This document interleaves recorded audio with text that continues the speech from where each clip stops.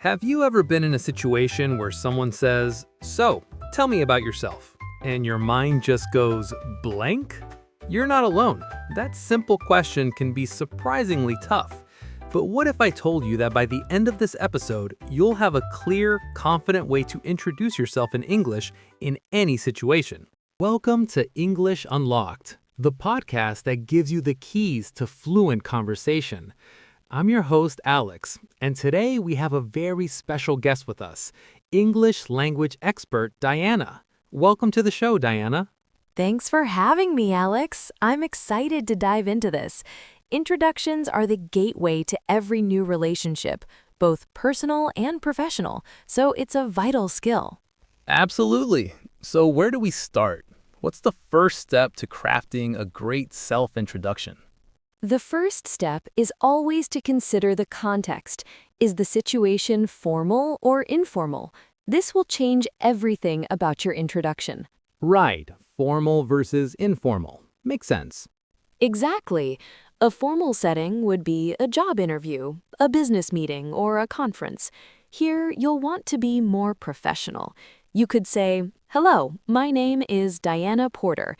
It's a pleasure to meet you." Very professional. Now, for an informal situation, like meeting a new classmate, a friend of a friend, or someone at a party, you can be much more relaxed. Something like, "Hi, I'm Diana," or "Hey, what's up? I'm Diana," works perfectly. That's a really clear distinction. Okay, so once we know the context, what information should we actually share? I recommend a simple 3-step formula that works almost anywhere. Step 1, your name. Step 2, add context. And step 3, ask a question. I like that. It's easy to remember. It is. So let's break it down. After your name, the context can be your job, your reason for being there, or where you're from. For example, at a business event, you could say, "Hi, I'm Alex. I work in marketing at Creative Solutions." Okay, simple enough. If you're a student, you might say, "Hey, I'm Diana. I'm studying engineering in the classroom next door." Or if you're traveling, "Hi, I'm Alex. I'm visiting from Canada." This context gives the other person something to connect with. And the third step, asking a question? This is the most important part for turning an introduction into a conversation. It shows you're interested in them. So after you give your name and context, you can ask, "And what do you do?" Or "What about you?" Or "What brings you here?" Got it. And turns it into a conversation. Let's put it all together. Imagine you're at a party. You could say, "Hi, I'm Diana. I'm a friend of the host, Sarah. How do you know her?" See?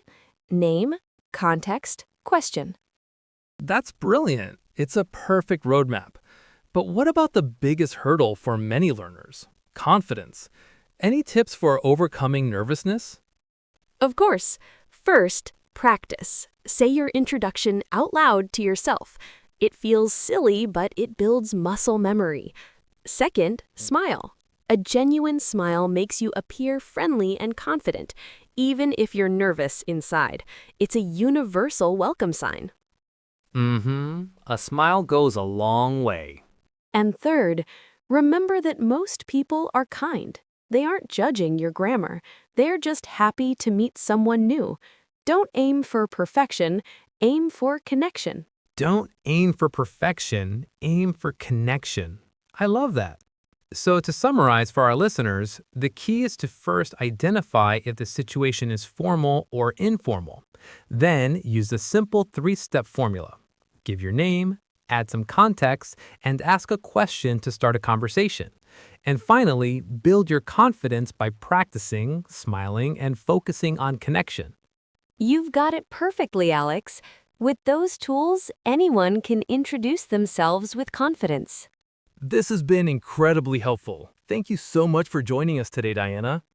My pleasure. Happy connecting, everyone. If you found this episode helpful, please subscribe, leave us a 5-star review, and share it with a friend who's also learning English. Let us know in the comments what topic you'd like us to cover next. Until then, keep practicing.